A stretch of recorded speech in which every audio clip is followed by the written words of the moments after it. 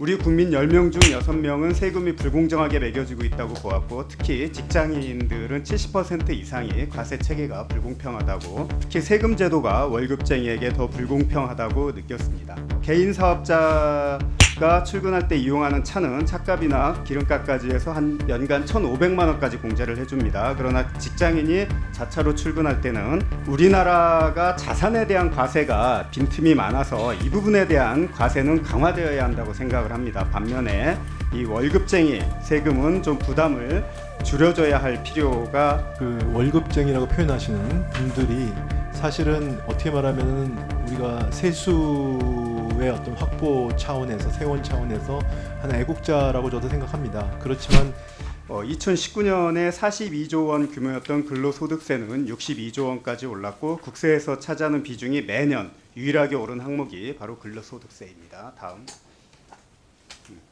우리 국민 10명 중 6명은 세금이 불공정하게 매겨지고 있다고 보았고, 특히 직장인들은 70% 이상이 과세 체계가 불공평하다고 답을 했습니다. 다음. 정부가 발표하는 대부분의 경제 정책은 기업과 소상공인에게 맞춰져 있을 뿐 봉급 생활자들에 대한 지원은 찾아보기 어려운 것이 현실입니다. 포털에 검색을 해보면 소상공인, 기업에 대한 지원은 본물을 이루고 있는데 직장인에 대한 지원책은 찾아보기 어렵습니다. 다음. 저는 조세 분야에서 근무를 하면서 특히 세금 제도가 월급쟁이에게 더 불공평하다고 느꼈습니다. 개인 사업자나 기업은 이익을 내기까지 소요되는 각종 비용을 폭넓게 공제받고 있죠, 장관님. 네. 예. 반면에 현행 세제는 직장인이 소득을 창출하는 데 필요한 비용을 공제해 주는데 매우 인색합니다. 출근길에 입고 나온 정장이나 점심 한 끼까지 직장인이 다 알아서 해결해야 하는 비용입니다. 화면 한번 보실까요? 예. 자, 출근길 차량 한번 볼까요? 개인 사업자가 출근할 때 이용하는 차는 차값이나 기름값까지 해서 한 연간 1,500만 원까지 공제를 해줍니다. 그러나 직장인이 자차로 출근할 때는 공제해 주는 것이 하나도 없습니다. 월급쟁이들이 알면 매우 불공평하다고 생각을 하겠죠.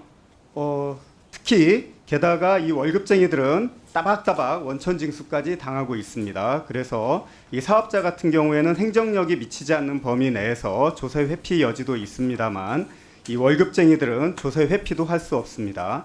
그래서 소득 세수를 보면 근로자가 차지하는 소득 세수는 내는 세수는 62조 원인데 사업자가 내는 종합 세수는 19조 원입니다. 차이가 나도 너무 많이 나죠. 이를 개선하기 위해서 저는 국회 오자마자 처음 시도한 게 이 월급쟁이 소확행 법안 시리즈입니다. 그래서 이 직장인의 직장 생활과 관련된 의복부터 식대까지 공제를 합리적으로 바꿔주는 것을 주요 내용으로 하는 각종 세법 개정안을 냈는데 예상보다 반응이 뜨거웠습니다. 이 현재 나라 살림이 어려워서 공제를 많이 해주지도 못하고 현실화하는 작은 부분이었는데도 말입니다. 그래서 이 법안이 꼭 통과되도록 협조 부탁드리고요. 그런데 이렇게 개별 법률을 하나씩 손보기에는 한계가 있어서 한 가지 제안을 하고 싶습니다. 이 소득세 물가 연동제 도입에 대해서 진지하게 고민을 해보는 것입니다. 저는 우리나라가 자산에 대한 과세가 빈틈이 많아서 이 부분에 대한 과세는 강화되어야 한다고 생각을 합니다. 반면에 이 월급쟁이 세금은 좀 부담을 줄여줘야 할 필요가 있습니다.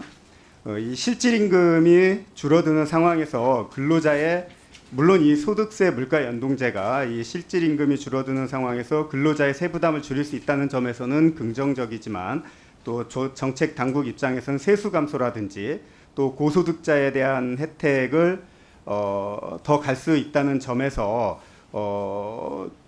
여러 가지 고민할 점이 있겠지만, 또 고소득자에 대한 혜택은 제한을 두는 그런 방안까지 포함해서 종합적인 검토가 필요한 시점이라고 보이는데 장관님의 입장을 말씀해 주십시오. 네, 의원님 말씀하신 것처럼 월급쟁이라고 표현하시는 분들이 사실은 어떻게 말하면 우리가 세수의 어떤 확보 차원에서 세원 차원에서 하는 애국자라고 저도 생각합니다. 그렇지만 뭐 너무나 우리 의원님이 전문가를 잘 아시겠지만 우리 근로소득세와 관련된 실효세율이라든지 그다음 면세자 비중 이런 것들 감안할 때 좀 여러 가지 어려움은 있습니다. 그래서 일단 구체적인 어떤 사안을 내시는 거에 대해서 저희가 그 조세소위에서 같이 논의를 해볼 필요가 있다고 생각하고요.